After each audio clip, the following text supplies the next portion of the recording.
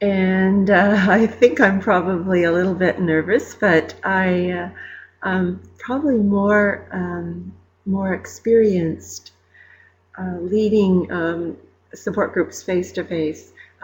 For many years, I've led caregiver support groups, usually about 5 a month, all across the districts of Muskoka and Parry Sound.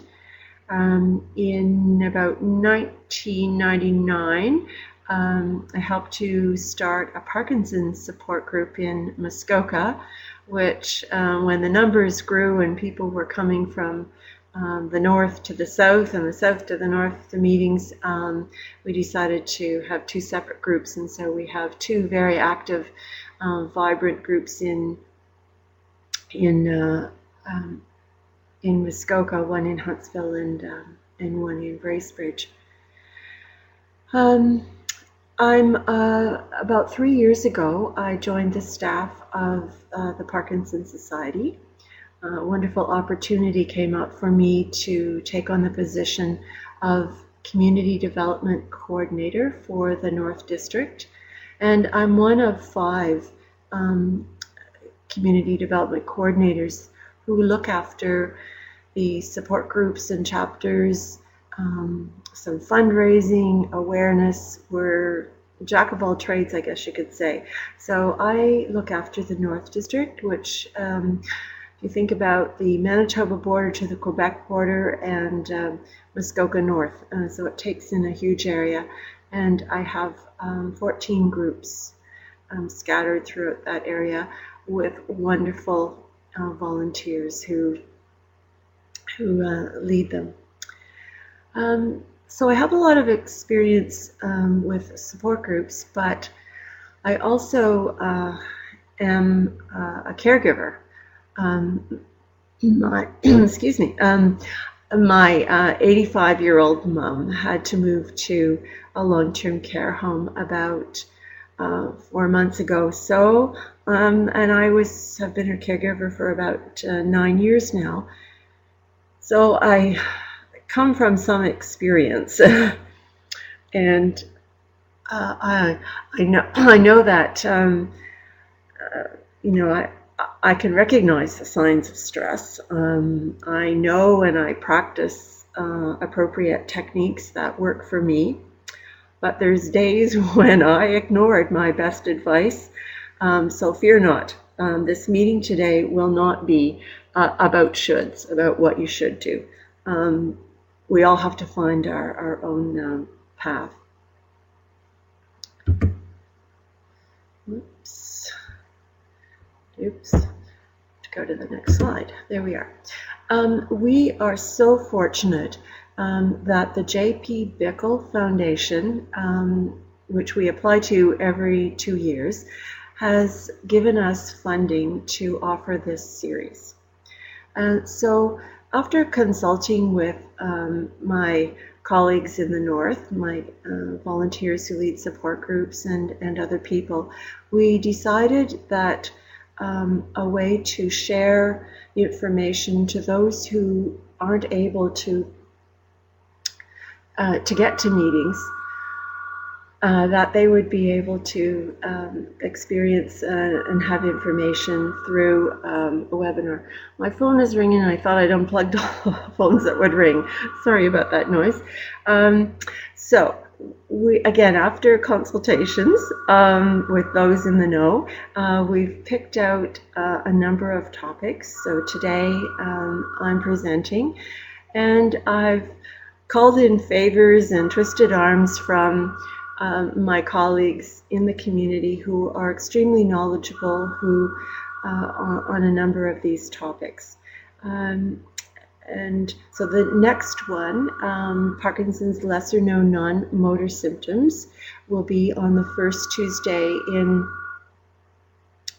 in January, and same time, 1:30. And my colleague Karen Dowell will be giving that presentation. And I think you'll be interested to hear some of the lesser known motor symptoms that are associated with Parkinson's. even though we're offering this as a webinar series, and it is going to be recorded so that you'll be able to other people who aren't able to come at this time can access it later on our parkinsonscno.ca website. But there are certainly lots of other opportunities for you to call in, to speak with me, to speak with our client service coordinator, Sandy Jones, our expert nurse on Parkinson's, and to Robert Trestige, her associate, who's an expert on all kinds of information. So first Tuesday of the month at 1:30 is where we're going to be hosting these. I subscribe to a weekly newsletter, and I'm going to be giving you a link to this, some information about it at the end.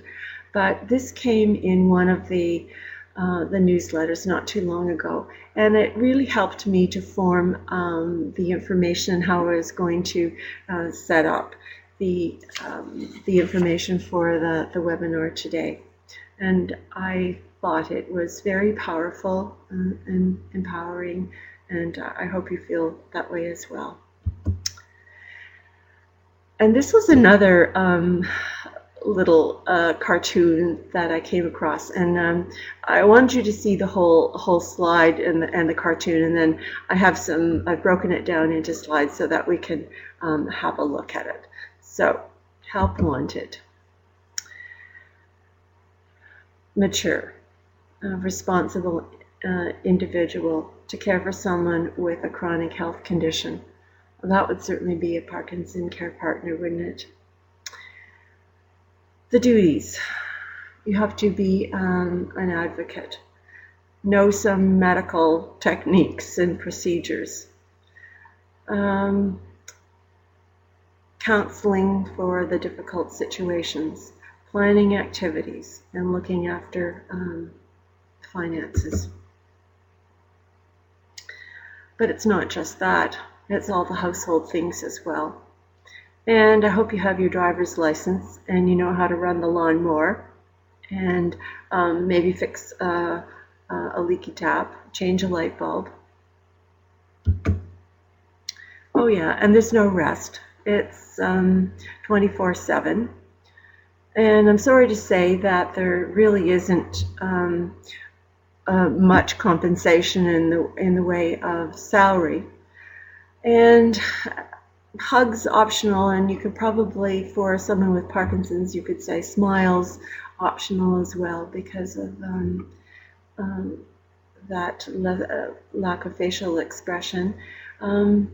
But there is satisfaction with that, with all the things that you can do. And the job title is caregiver. So when we reply to a job ad, in the real world, we usually list our accomplishments and skills. So what skills do you think you need as a patient advocate and a nurse and all of those other that were in that description? Well, for those of you who are retired or still doing paid work, did you supervise other staff? Did you work with the public? Did you have to travel for your work? Did you have to deal with difficult co-workers or bosses? I think that's a given for most of us. Did you have responsibility for meeting deadlines? And probably lots more. And at the same time, if you worked outside the home or not, you raised children probably, and all the multiplicative tasks that go with that. You probably volunteered in your community, with your church, with some organization. And if you worked outside the home, you probably also managed to run the household. And some of you were, or still are, what we call the sandwich generation, caring for elderly parents while still caring for your children or your spouse and still doing all of the above. So I think some of the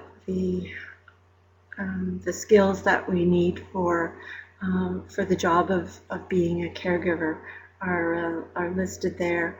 And the last but not least, I've put a sense of humor. So you probably have all those skills. You just didn't think about it in that way. Can you think about it differently now?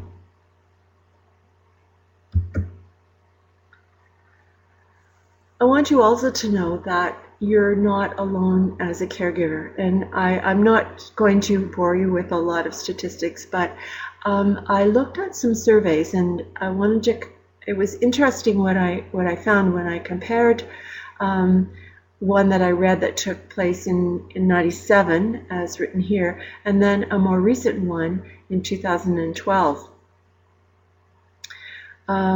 So the majority of caregivers are actually adult children who are caring for their parents, and it showed quite a lesser percentage of those of you who are caring for a spouse. And I don't know how many of you online are in either of those categories, but it seemed that spouse caring for spouse was actually not in the majority.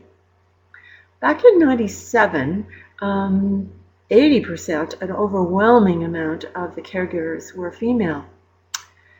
14 years later, 15, I can't count, 15 years later, the ratio was almost 50-50, which is an interesting trend, and I think we can probably explain some of that with the changes in male-female roles in the workplace, in the home,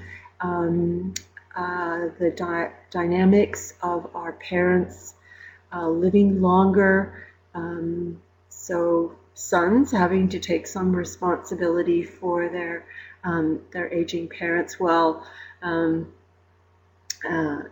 a spousal relationship, the son or the husband might have to look after his parents, and the wife her parents. That's certainly the situation in my family. But regardless of that greater involvement of both sexes, it still showed that females had to spend more time with their caregiving. And in terms of numbers, you've probably heard that in Canada, about 1 in 4 person play a role in caregiving, and it really varies. It can be as little as a couple hours a week to round the clock. And certainly in my caregiving support groups, I saw all of that. Daughters, I can't say there were any males that I recall, but anyway, I remember some daughters who gave up their jobs and went to live with their parent, or had their parent come to live with them. So it takes there are lots of varieties. But I just wanted you to see yourself as being part of a larger force certainly to be reckoned with.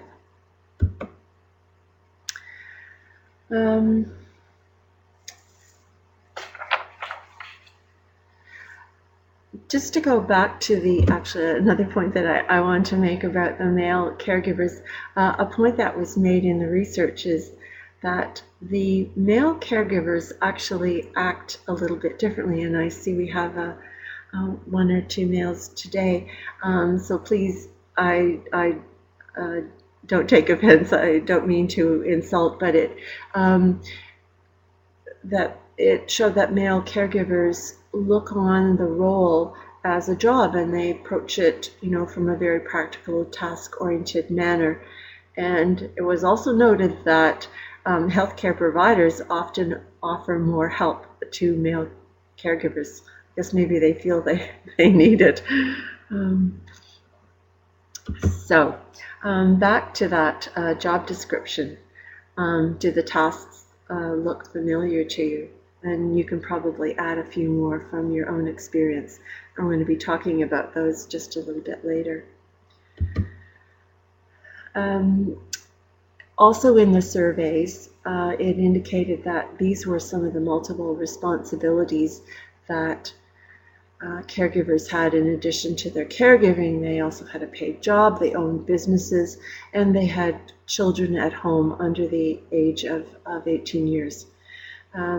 A real handful, and certainly multitasking is so overrated. And this was another thing that I found rather interesting, the length of time that you can expect to be a caregiver.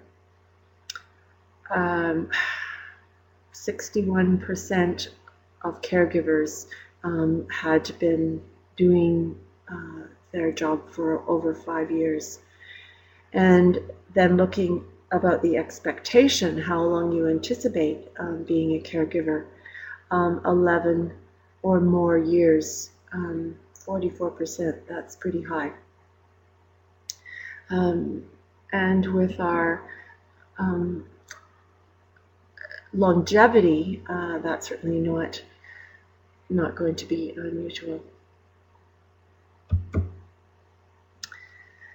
Just a little bit of negative bits here, but I'm not going to dwell on those. And I wanted you to see that lots of other caregivers are feeling these emotions as well as you, and that you're not alone. Caregiving, by its very nature, there's the caring and there's the giving, and it comes with a lot of emotional baggage. But I don't see these feelings as always necessarily being negative. I certainly felt much guilt and sadness when my mom had to move to long-term care. And some of these feelings are still with me. But anger, I have anger over some of the situations about her care, and that has actually provoked me to be more of an advocate. So you can turn it around. And again, some of the difficulties, and we're going to get on to some positives. And again, you can probably identify that. The lack of understanding from others and things that they say. And one of the resources I'm going to tell you about at the end, I was reading, and it's 10 things that you shouldn't say to a caregiver, or that caregivers, very insensitive things that well-meaning people usually say to you. So, and there's rebuttal for those, so it's quite a good little article. Some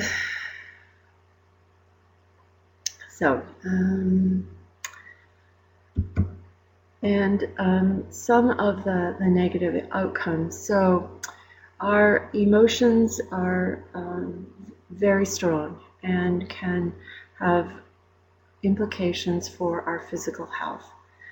I remember one discussion I had with in a caregiver support group, and we were talking about how stress can affect different parts of your body and in different ways.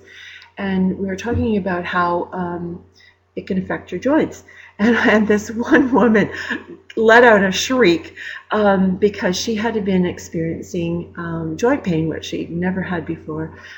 She had quite a heavy caregiving load with her spouse.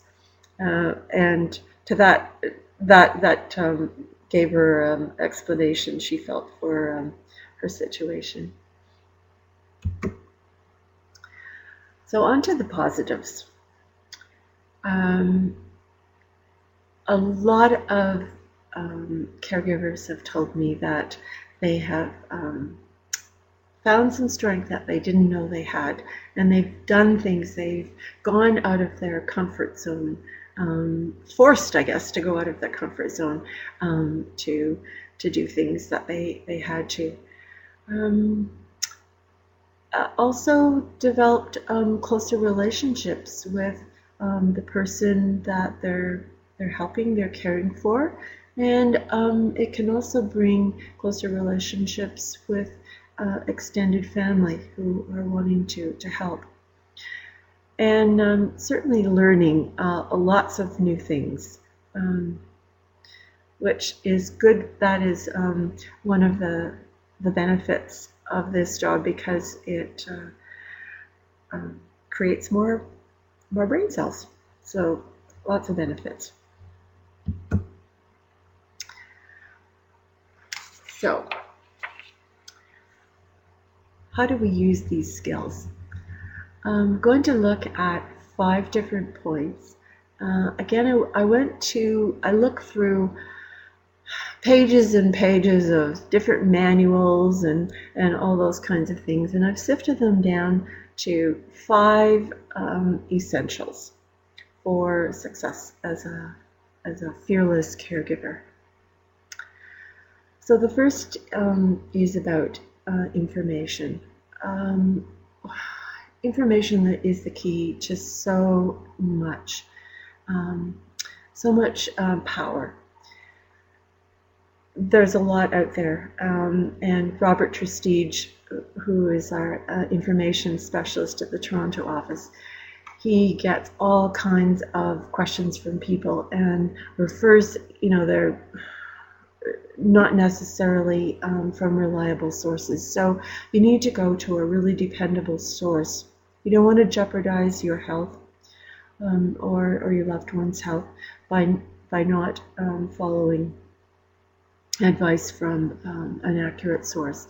So certainly the Parkinson's disease societies, and again in the resources I'm going to give you some of those.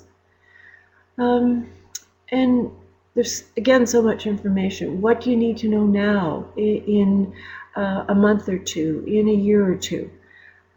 Some things can really bring peace of mind by getting your affairs in order, having a backup plan. So those are probably things that you might want to think about doing now. Here, well, I'm in Muskoka. I know those of you who are farther north than I probably have even more power outages in winter. So having a backup plan if there's going to be an extended power outage. Something that you might want to think about is, if you don't already have a neurologist or a movement disorder specialist, get on their wait lists. They are unfortunately long right now. There's a great demand for them, so get on now, ask to be put on the cancellation list, and things will happen. The second point, letting others know about your needs. I know that it's very hard for most of us who consider themselves pretty independent to ask for help, but asking for help is actually a sign of strength. It's a sign that you know what you need and you're asking, you're going after it. And it's not really selfish, because it's not just for you, but it's for your loved one as well.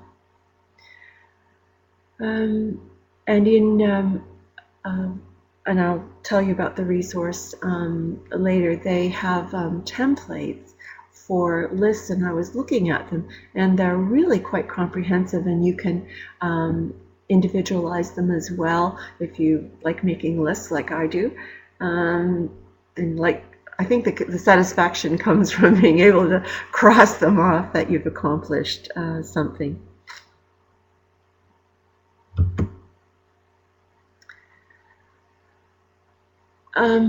Finding help in the community. Sometimes it can feel like you're dealing with a patchwork quilt. You call here and it's not the right place, and they refer you to someone else, and they say, oh, well, yeah, I'm not the right person. You got the right agency, but I'm not the right person, and you have to leave a message, and you get to talk to a machine. It's very discouraging, but it does require patience and perseverance. People who are isolated and aren't connected are the ones who fall through the cracks. And so I have a couple of suggestions for places where, if you're not already connected, where you might want to start. The community care access centers, and we have, I believe, 3 occupational therapists from the near north, CCAC in Timmins, listening this afternoon, and thank you for that. They have information and referral services, so even though you might not need in-home service at this time, they are a wealth of information for other services that are available in the community. And I know the one I'm involved with, the North Simcoe Muskoka Community Care Access Center, and they actually have on their website lists of personal support workers who offer private service. They have the Red Cross transportation and a whole other slew of Meals on Wheels, where the recreation adult recreation exercise programs are, and things like that. So think of it as a more broad source of information. Another source of information is 211. I have used that a number of times. There is one here for Muskoka, but I wanted information about something in the Ottawa area, and so they gave me the phone number. I called Ottawa 211, and they were able to assist me. So you can work back and forth across the province with that, and both of those information services, of course, are free. Number 4, as Parkinson's progresses, there will be changing roles and responsibilities in your relationship. Perhaps an imbalance.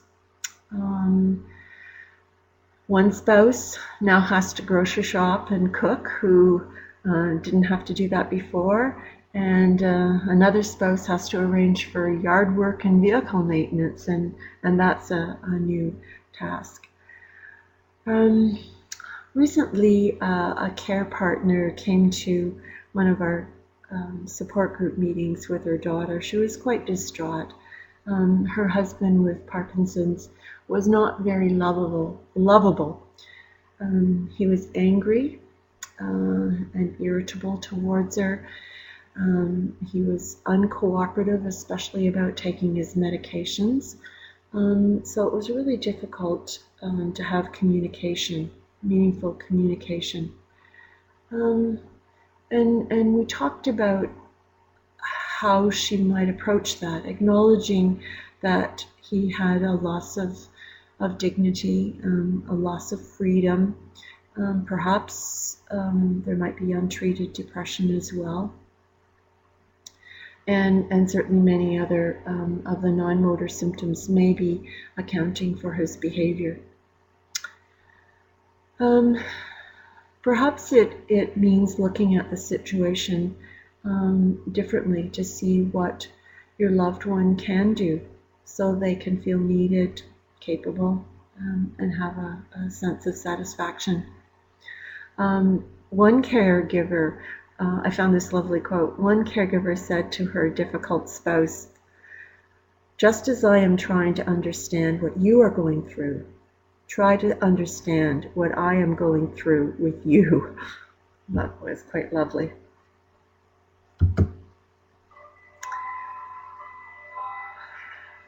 And finally, how we respond to our own emotions. What works for you? Everyone will deal with them differently. I used to manage a respite program for caregivers. This was funded by the Ministry of Health and Long-Term Care, so there was no cost. And I mainly got referrals from the Community Care Access Center. So when I would call a caregiver, I'd first chat with them, but I often got resistance to having free time. They say, well, I don't know what I do with it. I don't know, I don't need it. But as I didn't give up, I didn't take no for an answer. And so we would often talk a little bit further, get a little more comfort level, and then we'd brainstorm. Well, I didn't really call it formal brainstorming, but we'd be chatting, and they always came up with some ideas of what they would like to do, to have some leisurely time to go shopping. Many of these caregivers, well, I'm in a rural area here, so to get to the grocery store, it's 20 minutes, 30 minutes travel time each way. So they say, well, I need an hour, I'll do the grocery shopping. And I'd ask, well, how long does it take you to drive there? And so that worked. Would you like to go to the bank while you're in town, or do you want to go look for something at a store? And so finally, they would have a whole slew of things, and they could have 3 or 4 hours and not worry and be able to take their time. One of the caregivers who took advantage of this respite time used it to continue volunteering at the hospital. She got to socialize with friends and stayed connected with her community. A sense of humor, you saw that on the job description. So that's an important skill to have in your toolbox. Can you laugh at yourself? Can you see the humor in a bad situation? I know some people with Parkinson's are open to having a joke made about their tremor. You'll have to judge that situation and the sensitivity of it, but you might be able to laugh about that. But best of all, along with so many other benefits, did you know that laughing burns calories? It's called jogging in the inside because it moves lots of muscles. So finally, I'd like to share with you some wonderful sources of information that I use regularly. First is a magazine, and they also have a website, and you can go there and they allow you to click on select articles from back issues. But Solutions magazine is Canadian, and it's glossy and colorful and practical, and there are lots of well-written articles. And the subscription is very affordable, and it comes out quarterly. So I subscribe to it. I highly recommend it. Caregiver Connect is maintained by the Victorian Order of Nurses. And this is where I was mentioning that you can download templates and lists, and it kind of leads you through a list. Okay, I never thought of that. Okay, I'll add that. And so they're easy to use, and you can personalize them. St. Elizabeth, also Canadian, as is, of course, the VON. It's another easy to use site, and they have a whole section, Caring for Family resource, and if you go there, you'll find lots of practical information.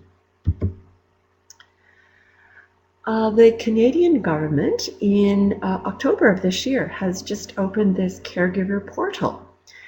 It has not only federal government, but provincial government information, so you just click on your province.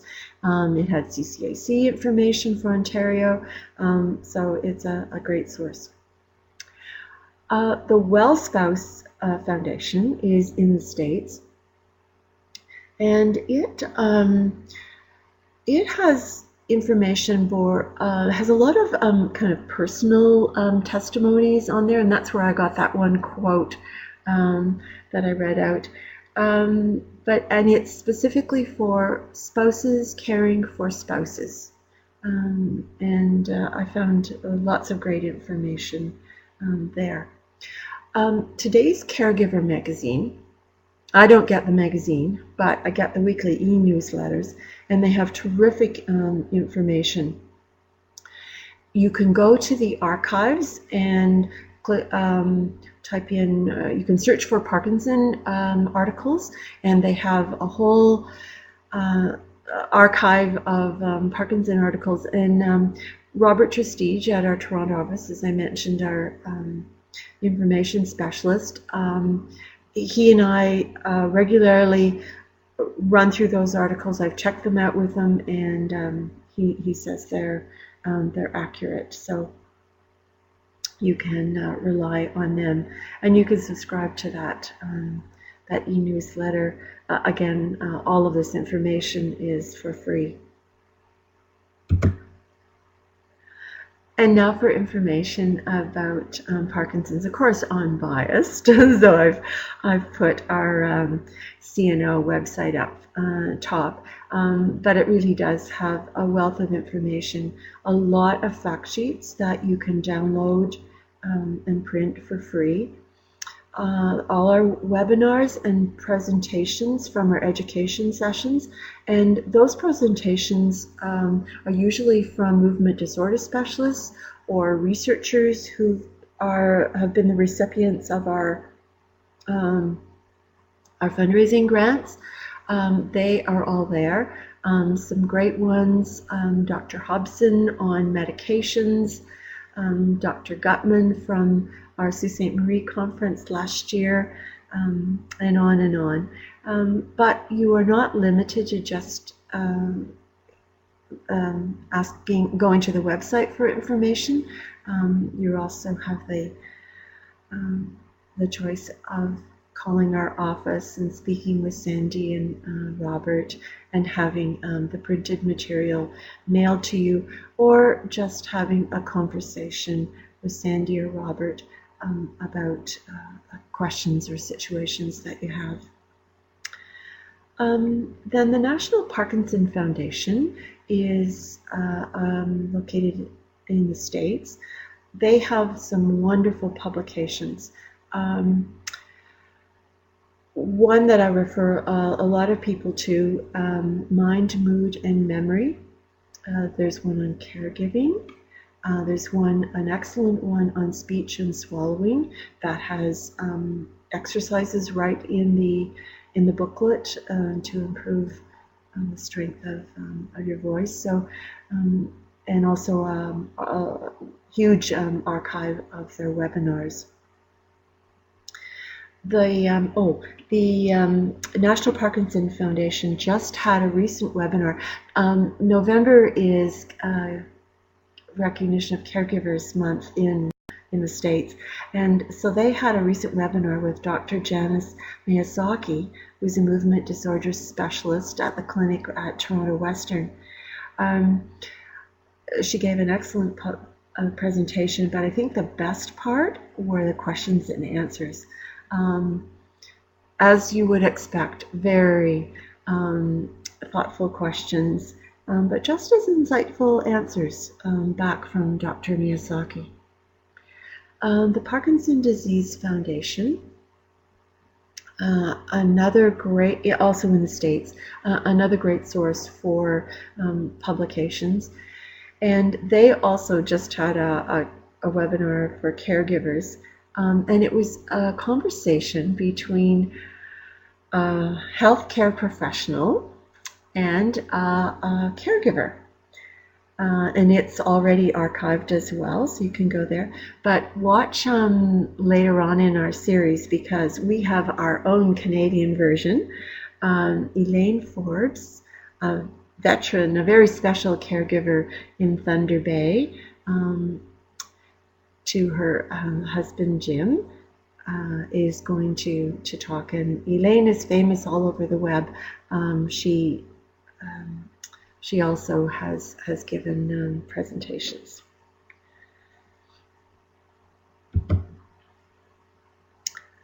So you've got a lot of skills. You just didn't think about them in that way. And you're using those skills to help your loved one find comfort and dignity. And there's joy in taking pleasure and pride in that. And you can use your skills to reach out and to do all kinds of things. And you're doing the very best that you can. You're a fearless caregiver. Thank you very much. And time for any questions? I don't see any yet in the chat room.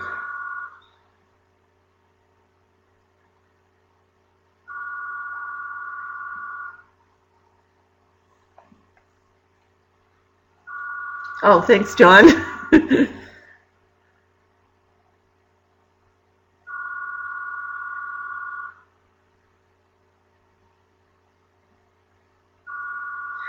Okay. Mariette is asking about respite care.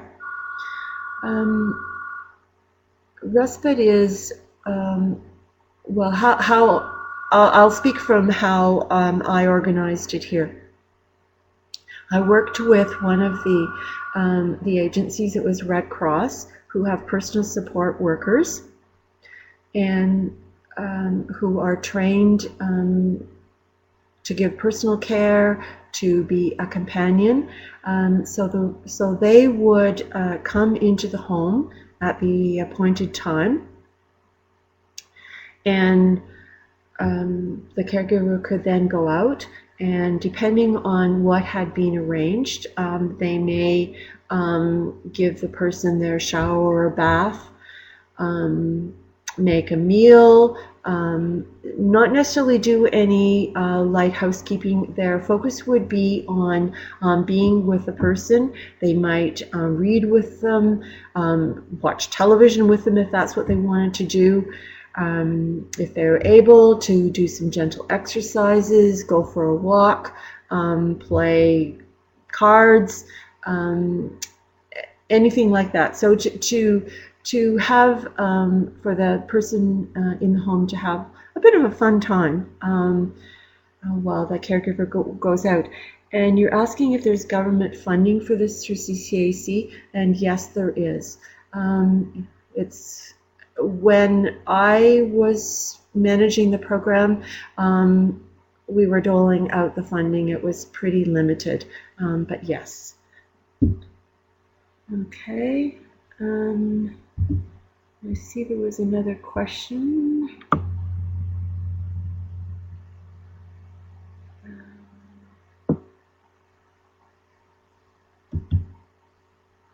Sorry, my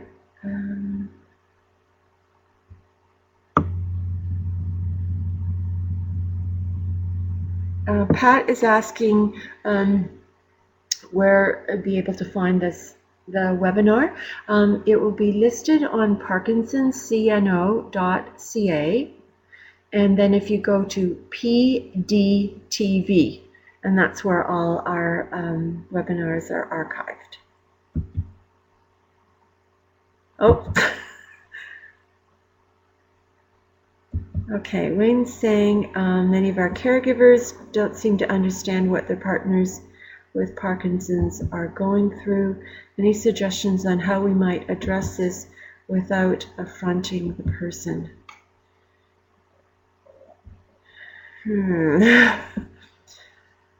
Yeah, that's a tough one.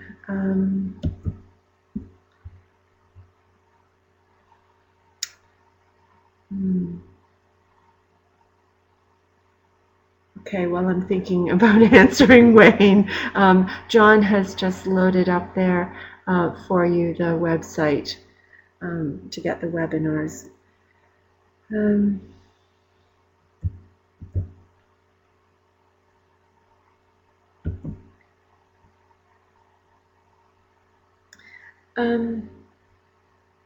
Okay. So the caregivers don't seem to understand what their partners with Parkinson's are going through. Um, I'm thinking you and Nora Lee are a wonderful pair. Um, is it something that, are you thinking perhaps at one of your support group meetings that you might share your side, one side, and the other side, kind of an open, honest conversation, um, as if it's going to be initiated maybe from the person with Parkinson's, maybe if they have a particular concern that a symptom that they would like to talk about. You could, that booklet, the non-motor symptoms of Parkinson's. You could open the booklet to a page of a symptom that is particularly troublesome to you, and you know, use that as an opening to talk about, or any of the fact sheets on any of the other the other symptoms. Hope that helps as a start.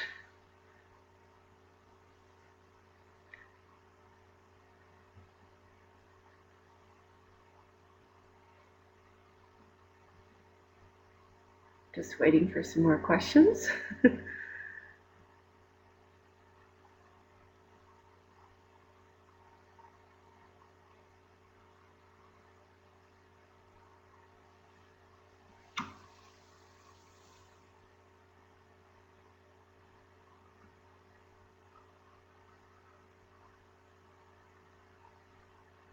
While I'm waiting for the question, I don't know if how much snow you might have up north, but we just have a light covering. Last Thursday overnight it was -20, I think, and we had ice over the entire our bay. We live in a large lake, but over part of the lake, and that's been unheard of for years since we've had the global warming. Okay, yeah. Don't want to really take on another group. Yeah, support group for caregivers. What I do, I'll tell you what I do, Wayne, with the 3 support groups that I lead, about a couple of times a year, and I announce this.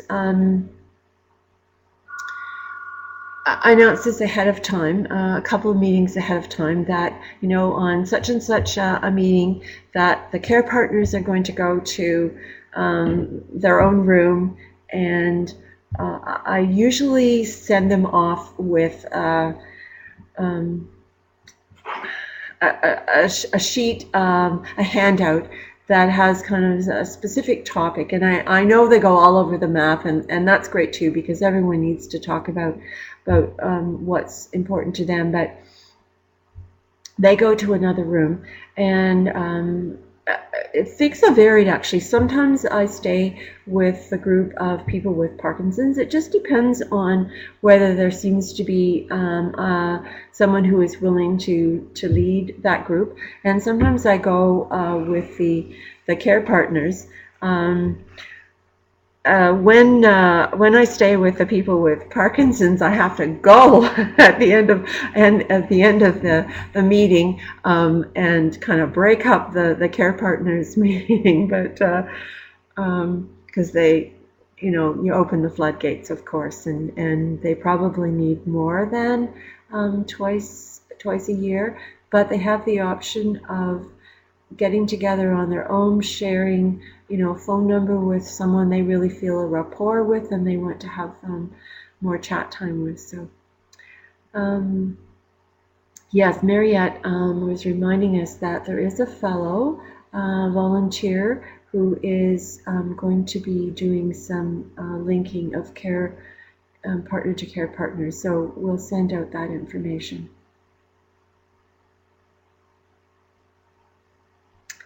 Do we have, I don't see anyone else typing.